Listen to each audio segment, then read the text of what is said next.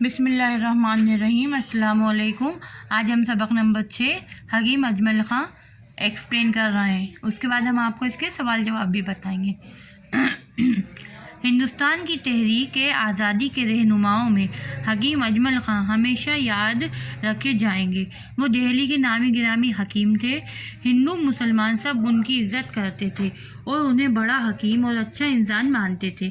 وہ گاندھی جی کے خاص ساتھیوں میں سے تھے۔ اجمل خان 1864 میں پیدا ہوئے اور 63 سال کی عمر میں 1927 عیسوی میں اچانک دل کی حرکت بند ہو جانے سے وہ اس دنیا سے اڑ گئے۔ انہوں نے طب میں ایسا کمال حاصل کیا تھا۔ طب مینس ہوتا ہے حکیمی، طب بولتے ہیں حکیم کو، کیا تھا کہ پورے ہندوستان میں ان کی ٹکر کا حکیم نہیں تھا۔ راجاؤں، مہاراجاؤں، نوابوں سے ماہانہ ہزاروں کی رقم بندھی ہوئی تھی، مطلب ہر مہینے انہیں ہزاروں روپے ملتے تھے۔ دلی سے باہر جانے کے 1000 روپے روز مقرر تھے۔ تم سمجھتے ہوگے کہ اتنا بڑا طبیب تو بس امیروں کا ہی علاج کرتا ہوگا، غریبوں سے تو اس کا کوئی رشتہ نہ ہوگا، لیکن حکیم اجمل خان ایسے نہ تھے۔ وہ امیر اور غریب سب کو برابر جانتے تھے۔ جو کچھ کماتے تھے غریبوں کی مدد میں خرچ کر دیتے تھے یا قومی کاموں میں اٹھا دیتے تھے، لگا دیتے تھے۔ ان کے دینے کا انداز ایسا ہوتا تھا کہ ایک ہاتھ سے دیتے تھے تو دوسرے ہاتھ کو خبر نہیں ہوتی اور لینے والا بھی شرمندہ نہ ہوتا۔ دلی اور اس کے آس پاس کسی امیر و غریب کے گھر جاتے تو کبھی ایک پائی نہ لیتے۔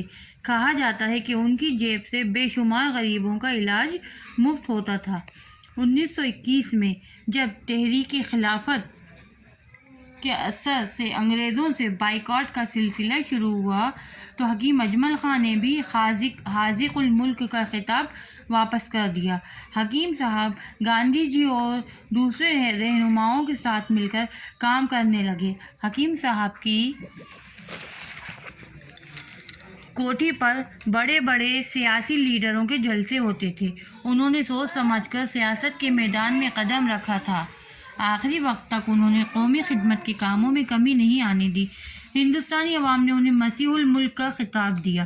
یہ خطاب عوام کے دربار سے ملا تھا، ہمیشہ باقی رہا۔ ایک مرتبہ دلی میں انفلوئنزا پھیلا، گھر گھر لوگ بیمار تھے، کوئی کسی کی خبر لینے والا نہیں تھا۔ لوگوں پر ایسی آفت ٹوٹی کہ کسی کا ہوش نہیں تھا۔